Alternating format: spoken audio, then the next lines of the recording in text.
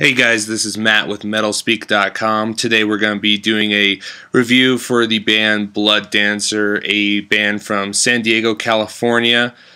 They released their self-titled album on July 26th of 2012. Self-released album, so definitely check that out.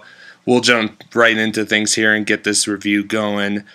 From a brutality standpoint, I'm going to give these guys a 6. Not, again, to say that they aren't brutal, but it's not really what their genre of music or exactly what they're doing is all about. These guys are very old school.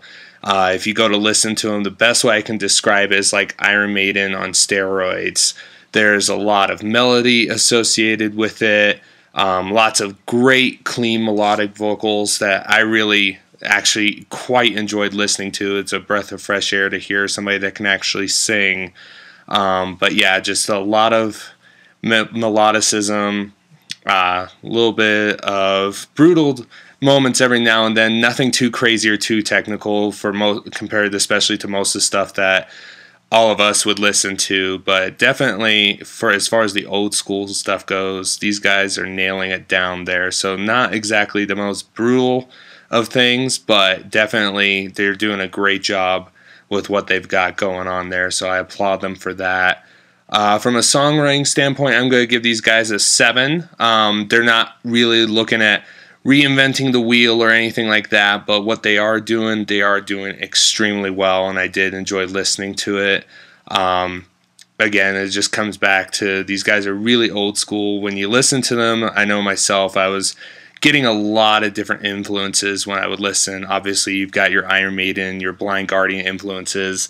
A lot of the times, their vocalist definitely is pulling from Dio. Lots of really, really good vocals. That was probably my favorite thing to listen to, is just hearing the singing on this record. There were even points where it sounded like there was a little bit of Journey going on. Maybe that's a little far-fetched, but that's my interpretation of it. So you listen for yourself and see what you think there. So just to give you guys an example of what I'm talking about here, they lead off the album with a song called Realm of the Blood Dancer. Completely instrumental introduction. Very Lord of the Rings, very epic sounding. Definitely lets you know that you're in for a ride when you're listening to the record here. Very orchestral in the way that they've arranged the track and everything like that. I love this type of stuff to listen to. There was even some harp or harpsichord. I don't know what instrument it was, but you could definitely hear it when you listen to it. It really stood out, just kind of threw me for a loop there. Then they've got an acoustic interlude, the Discourse of the Soul track. Really, really nice to see that. Just kind of gives a little bit of a break between the songs on the record there. Kind of gives you a moment to have a little bit of a breather, so I did like that there. But just speaking again to songwriting, really, really good in terms of just focusing on the song. There's nothing too technical that's over the top or going to fly over anybody's head or anything like that. They're just good, solid songs to latch onto. Great vocals. The drums are awesome. I really dug the guitars. They were very, very good. So yeah, that's songwriting in a nutshell, essentially. Looking at a 7 for that. From a production standpoint, I'm going to give these guys a 7. But looking at their Bandcamp page where we were listening to this, they basically just everything it wasn't like a fancy studio or anything like that. You know, they didn't go to Jason Suecof, obviously, for multiple reasons. But anyway, I digress.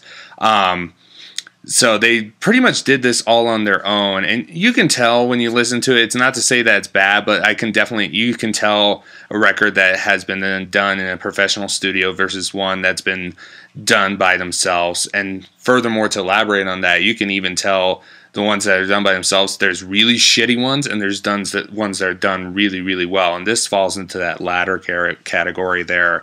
The production is really, really solid for being a lower level production there, just where they're doing it on their own. Guitars sounded really good.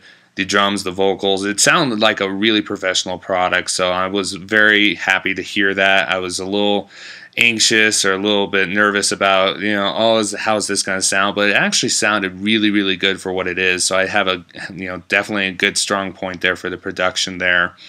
From a repeat listenability standpoint, I'm going to give this one a 6. Power metal and this type of thing that you're looking at, if it's what you're into, that's great. And I love it myself, but I can only take in small doses. Not because it's bad. Blood Dancer's awesome. I just can only handle so much of this at a time, that type of genre, before I have to go back to my normal heavier stuff. But when you do have the urge for it, this is going to fill that gap right up, absolutely. So you're not going to have any sort of qualms with this. If you like that type of genre, or this is the classic rock, the power metal stuff, any of that, this will fill that up, just make it really, really good there. So moving over to artwork layout, I'm going to give this a 7. Again, kind of a limited scenario, so I'm going to give the benefit of the doubt. I saw the album cover on their page there. Kind of a little bit medieval, I want to say. It looks like that there's some blood and there's a river and a castle, so kind of fitting along with the whole power metal vibe and everything like that. Hand drawn, you could see that it's not like, again, not a professional top of the line product or anything like that, but no, it was still really cool to see. We didn't get like a booklet or like a physical CD to look at any sort of additional artwork or anything like that, so I'm going to give them the benefit of the doubt here and give that a 7 there.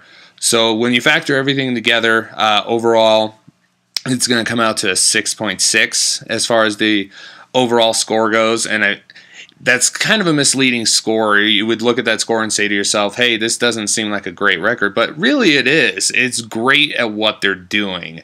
Again, they're not looking to reinvent the wheel. They're not trying to be super technical or over the top or anything like that. These guys are just into the classic shit, and they just love doing what they're doing, and they do it really, really well. So I feel bad because that doesn't reflect how positive I think of the album, but that's just the way that the scoring goes. If you guys are into the classic rock, or you like bands like Iron Maiden or Dio or Blind Guardian or anything like that, this is definitely something that you want to look into there.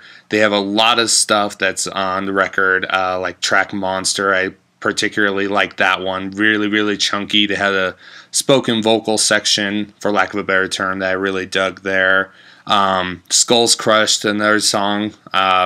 Definitely something I would go to the bar and slam a few brews to that, so definitely want to check it out. Again, this is the review for Blood Dancer's debut record. Thanks for listening, and we'll be speaking with you guys soon. Thanks so much for listening, and later.